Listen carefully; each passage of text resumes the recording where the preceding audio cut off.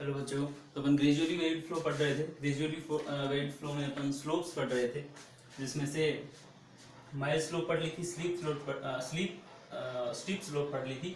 और आज का जो टॉपिक है वो है बच्चों क्रिटिकल स्लोप। देखो, जो मेन पार्ट है इस ग्रेजुअली वेट फ्लो का कंप्लीट हो चुका है। ये आपके सिलेबस में नहीं दिया हुआ। क्रिटिकल स्लोप ज़्यादा ऐसे बस दो ही माइल्ड और स्टीप के बारे में बताया हुआ, लेकिन फिर भी देखो आपको पता होना चाहिए, है ना। नॉलेज के लिए आपको पता तो होना चाहिए क्रिटिकल स्लोप होती कैसी है। ठीक है, तो अपन बात करते हैं क्रिटिकल स्लोप की। क्रिटिकल स्लोप को किससे डिनोट करते हैं? अपन सी से डिनोट करते हैं बच्चों। ठीक है, अब देखिए क्रिटिकल स्लोप कब होगी। आपको पता होगा कि जो डेप्थ वाई है वो वाई सी के अगर इक्वल हो जाए, है ना, या जो वाई नोट जो नॉर्मल डेप्थ है वो किसके इक्वल हो जाए? क्रिटिकल डेप्थ के अगर इक्वल हो जाए तो उसको अपन क्या बोलते हैं? क्रिटिकल डेप्थ बोलते थे अपन, है ना, वाई नोट वाई सी के। तो सिंपल सा अगर मैं ऐसी कोई ये बेड बनाता हूँ, आपके पास बेड है और ये लाइन है वो किसकी है बच्चों? एनडीएल की। तो अगर यही लाइन एनडीएल की हो और यही लाइन किसकी हो? सीडीएल की। दोनों लाइन क्या है? यही है। इसके बीच में कोई भी गैप नहीं है दोनों में। इसका मतलब एनडीएल इक्वल्स टू सीडीएल हो जाए, तो जो आपकी नॉर्मल डेप्थ लाइन थी वो ही क्रिटिकल डेप्थ लाइन हो जाए, तो उस टाइम जो स्लोप होगी उसको अपन क्या बोलते हैं बच्चों? क्रिटिकल डेप्थ बोलते हैं। तो आपसे पूछे तो बोल देना कि यही एनडीएल है और यही क्या है? सीडीएल है। ठीक है, तो दोनों लाइन यही है, एक ही लाइन होगी, तो उस केस में अपन क्या करेंगे? उसको अपन क्या बोलते हैं? Critical slope. तो बच्चों आपको पता चल गया होगा कि इसमें देखो रीजन 1 है लेकिन रीजन 2 नहीं है, क्योंकि रीजन 2 कौन सा होता था? सीडीएल और एनडीएल के बीच वाला। ये मान लो अगर एनडीएल है, ये सीडीएल है, तो ये रीजन 1 होता था, ये 2, और ये कौन सा होता था? 3, क्योंकि यहाँ पे क्या होगा? बेड हो सकता है सीडीएल एनडीएल ऊपर नीचे हो, वो अलग बात है, लेकिन यहाँ पे देखो ये रीजन 2 नहीं है। इसका मतलब यहाँ पे रीजन 1 होगा और रीजन 3 होगा। ठीक है, क्योंकि 2 वाला रीजन होगा नहीं, उसको 1 वाले को क्या बोलेंगे अपन? C1, और इसको क्या बोलेंगे? C3। ठीक है, तो आपसे पूछे कि कितने यहाँ पे स्लोप बनेंगे या कितने कर्व बनेंगे, तो इसमें 2 टाइप के कर्व बनेंगे, C1 और C3। ठीक है बच्चों, अब देखो कर्व बनेंगे कैसे। ज्यादा एक्सप्लेन नहीं करूंगा, जितना जरूरी है बस उतना ही। देखो, अगर मैं कर्व की बात करूं, कैसा कर्व बनेगा? ये अगर आपकी स्लोप है, ये आपका बेड है, ठीक है, ये लाइन कौन सी है? एनडीएल सीडीएल की लाइन है, normal depth line, critical depth line. तो इसमें देखो कर्व कैसे बनता है बच्चों। अगर कर्व की बात करें, ऐसा कैसा कर्व बनेगा? आप देख सकते हो दोनों कर्व में आपको, इस कर्व की अगर बात करूं, दोनों कर्व हॉरिजॉन्टल होने की कोशिश कर रहे हैं। अगर इसकी अपन एसिम्प्टोट निकालने की कोशिश करेंगे तो ये दोनों क्या होंगे बच्चों? हॉरिजॉन्टल हो जाएंगे। हॉरिजॉन्टल होने की कोशिश कर रहे हैं, क्योंकि जब आप इसका dy बाई dx निकालोगे, dy बाई dx बता रहा हूँ, एक डायग्राम में मैंने एक एस कर्व में मैंने पूरा फाइंड आउट करके बताया कि कैसे निकालते हैं। यहाँ पे होगा तो y होगा वो ग्रेटर देन, आपको पता है y naught greater than Y C होगा। यहाँ पे होगा दूसरा केस। दोनों केस में आपको लेके देखना है, और दोनों केस में जब आप चेक करोगे dy बाई dx की वैल्यू निकालोगे कौन से फॉर्मूला से? S naught minus S E upon 1 minus F R square. इस फॉर्मूला से अगर आप D Y by D X की वैल्यू निकालोगे तो बच्चों इस D Y by D X की वैल्यू दोनों के लिए क्या आएगी? पॉजिटिव आएगी। D Y by D X की दोनों के लिए क्या आएगी? पॉजिटिव। अगर पॉजिटिव आती है इसका मतलब ये क्या होगा? इंक्रीजिंग होगा। अगर इंक्रीजिंग होगा और फिर D Y by D X की वैल्यू निकालोगे, दोनों केस में जब D Y by D X की वैल्यू निकालोगे तो लगभग एस नोट के क्या आएगी बच्चों? इक्वल आएगी। तो इसका मतलब क्या होगा? वो जो स्लोप है वो क्या करने की कोशिश कर रहा है? हॉरिजॉन्टल होने की कोशिश। एसिम्प्टोट है वो हॉरिजॉन्टल हो रहा है ना। देखो ज्यादा होने के बाद देखो ये क्या हो रहा है? हॉरिजॉन्टल हो रहा है। ये जो आपका बेड है, इस बेड की डायरेक्शन में ही जा रहा है ना। तो अपन क्या बोल सकते हैं कि स्लोप होगी वो दोनों की, आप देख सकते हो दोनों इंक्रीजिंग रहेंगे। तो बच्चों आप खुद सोच के बताना कि अगर ऐसा कुछ हो कि अगर ये दोनों ही चीज इंक्रीज हो रही है ना, जैसे ही आप एक्स डायरेक्शन में जा रहे हो इंक्रीज होती जा रही है, तो क्या ऐसा कभी पॉसिबल है कि आपके पास जो फ्लो हो रहा है वो हमेशा इंक्रीज ही हो रहा है? ऐसा कभी पॉसिबल है? कभी भी पॉसिबल नहीं है। इसका मतलब C1 और C3 जो कर्व है, C1 और C3 जो कर्व है वो पॉसिबल नहीं है ना। ये रेयर केस है, इसमें कोई भी अपन इसमें ऐसा अपने को एक्चुअली में कुछ नहीं मिलता है। ठीक है, ऐसा कुछ होता नहीं है, लेकिन बनाने के लिए आपको बता दिया कि ऐसे C1 और C3 अपन क्या कर सकते हैं, ऐसे बनता है, ऐसे क्रिटिकल डेप्थ का ऐसे अपन स्लोप बना सकते हैं, उसके कर्व बना सकते हैं। ठीक है, आप इसे नोट डाउन कर लीजिए, ग्राफ बना लीजिए।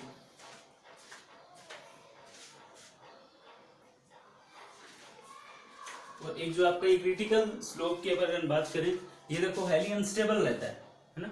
हाईली अनस्टेबल है इसलिए ये रेयर है। रेयर क्यों बोलते हैं अपन कि रेयरली अपने को दिखता है, क्योंकि अनस्टेबल स्टेप है।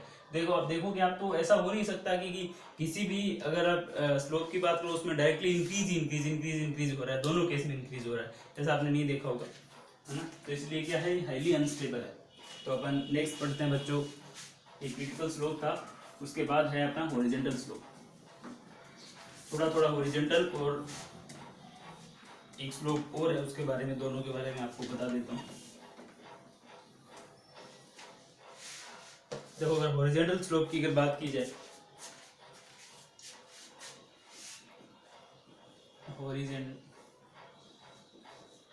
बताइए आपको हॉरिजॉन्टल स्लोप है तो इसको डिनोट किससे करते हैं, बताओ। हॉरिजॉन्टल स्टार्ट किससे हो रहा है, एच से, तो एच से अपन इसको डिनोट करते हैं। अगर हॉरिजॉन्टल होगा तो बच्चों आपको बताइए कैसा ग्राफ बनेगा, सिंपल सी लाइन बनेगी। और सबसे बड़ी बात इस हॉरिजॉन्टल स्लोप की, इसके अंदर नॉर्मल डेप्थ लाइन बच्चों होती ही नहीं है। इसके अंदर नॉर्मल डेप्थ लाइन नहीं होती, केवल क्या होती है, क्रिटिकल डेप्थ लाइन होती है। और क्रिटिकल डेप्थ लाइन की बात करूंगा, इसका मतलब इसमें कौन सा कर्व नहीं होता, H1 कर्व तो होता ही नहीं है, H2 और H3। ठीक है, दो टाइप के रीजन आपको दिखेंगे, क्योंकि ये क्या है, ये इसमें केवल क्या दिखेगा आपको, हॉरिजॉन्टल की बात करें, क्योंकि बेड स्लोप जो एस नोट की बात करो कितनी है बच्चों, यहाँ पे 0 है, क्योंकि पूरा हॉरिजॉन्टल ही हो गया, बेड की स्लोप है ही नहीं। तो H2 और H3 दो टाइप के कर्व बनेंगे। और CDL क्या है, क्रिटिकल डेप्थ लाइन है बच्चों, है ना। तो क्रिटिकल, अगर इसका ग्राफ बनाने की कोशिश करूं मैं, तो इस केस में क्या होगा, कुछ ऐसा बनेगा, नीचे आएगा ये। और इस केस की अगर बात करोगे तो क्या होगा, ऊपर की तरफ जाएगा। ठीक है, ऐसे कर्व बनेंगे हॉरिजॉन्टल स्लोप के। बच्चों ऐसे क्यों बनते हैं, इसका रीजन आप मुझसे पूछने की आपको बिल्कुल जरूरत ही नहीं, क्योंकि आप जैसे ही आप dy/dx की वैल्यू निकालोगे, H2 के लिए dy/dx की वैल्यू निकालोगे, आप निकाल के देख लेना, वो हमेशा वो क्या आएगी, लेस देन 0 आएगी, है ना। एक टर्म पॉजिटिव होगा, एक टर्म नेगेटिव होगा। और इस केस में H3 के लिए dy/dx की वैल्यू निकालोगे तो क्या आएगा, ग्रेटर देन 0 आएगा। तो आप बता सकते हो कि इसकी जो कर्व है वो कैसे बनेंगे, ऐसे बनेंगे, क्योंकि एक लेस देन 0 है तो क्या होगा, डिक्रीज होगा, और ग्रेटर देन 0 है तो क्या होगा, इंक्रीज होगा। बच्चों सबसे बड़ी बात है कि हॉरिजॉन्टल स्लोप आपको देखने को कहाँ मिलती है ना, ये थोड़ा सा समझने वाली बात है। देखो ये जो S2 S3 है, ये एज इट इज कैसी है, जो आपने M2 M3 पढ़ी है, M2 एंड M3 आपने पढ़ी थी, है ना। याद करो, माइल्ड स्लोप में M2 M3 पढ़ा था, सेम ऐसे कुछ डायग्राम बने थे, है ना। तो अगर इसकी बात करूं मैं कि ये S2 S3 आपको कहाँ दिखते हैं, तो आपको बता दूं, अगर आपने मैंने एक बताया था M2 के लिए कि कहाँ दिखने को मिलता है अपने को, स्लूइस गेट में मिलता है ना। ये आपका स्लूइस गेट है, SLUICE स्लूइस गेट, है ना। तो इससे कुछ ऐसा, यहाँ से अगर इतना सारा यहाँ पे लिक्विड है, आपको पता है, यहाँ से निकलेगा तो थोड़ा इंक्रीज होगा, है ना। इंक्रीज होने के बाद बच्चों देखो, हो सकता है यहाँ पे जंप मिल जाए इसको। और इसके बाद अगर आपकी प्रोफाइल कुछ ऐसी है, यहाँ पे अचानक रिजर्वायर आ जाता है, थोड़ी देर बाद मान लो रिजर्वायर आ गया, तो उसके बाद क्या होगा, थोड़ा सा ये क्या होगा, यहाँ से तो इंक्रीज हो गया, और उसके बाद ये थोड़ा क्या हो जाएगा, डिक्रीज होगा, है ना। तो वो देख सकते हो आप आराम से, यहाँ पे जब डिक्रीज हो रहा है, इसका मतलब यहाँ पे क्या हो रहा है, ये शेप कौन सी है, H2 की, और ये वाली किसकी है, H3। तो M2 M3 आपको कुछ ऐसा ही मिला था, है ना। तो आप बता सकते हो कि हॉरिजॉन्टल स्लोप है वो सेम M2 M3 जैसा है। और वहाँ पे NDL की वैल्यू, NDL लाइन नहीं होती, केवल आपके पास क्या होती है, CDL लाइन होती है, क्रिटिकल डेप्थ लाइन। तो आप इसको नोट डाउन कर लीजिए।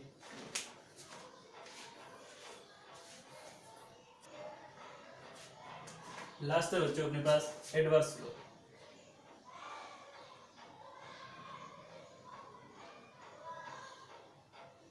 एडवर्स स्लोप किसे नोट करते हैं, ए से। बच्चों नाम से स्टार्ट है, आपको पता है एडवर्स है। अभी तक अपन कैसी स्लोप बना रहे थे, ऐसी स्लोप बना रहे थे, लेकिन अब की बार कैसे बनाएंगे अपन, एडवर्स बनाएंगे। ये क्या है बच्चों, एडवर्स स्लोप है, ठीक है।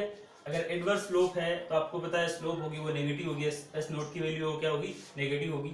और इसकी मेन बात है इस एडवर्स स्लोप की या इस कर्व की, इसके अंदर भी NDL नहीं होता है, केवल CDL होता है। NDL की वैल्यू क्या रहती है, यूनिफॉर्म जो डेप्थ फ्लो डेप्थ है वो क्या रहता है, जीरो की बात नहीं करेंगे, इस एनडीएल है वो अपने पास होता ही नहीं, वो लाइन ही नहीं होती है। तो अपन इसको कंप्यूट करके क्या करते हैं, ये इस यूनिफॉर्म फ्लो के लिए वैल्यू निकालते हैं। ठीक है, अब देखो इसके बाद अगर इसके कर्व की बात करें, इसके कर्व कैसे बनते हैं, सेम जैसे आपने H2 H3 में कर्व बना रहे थे, H2 और H3 में आप अभी कर्व बना के वो सारे के सारे कर्व क्या है, वैसे के वैसे कर्व बनते हैं। एक अगर बात कर सकता हूं मैं ऐसे, और दूसरा वाला ऐसे, है ना।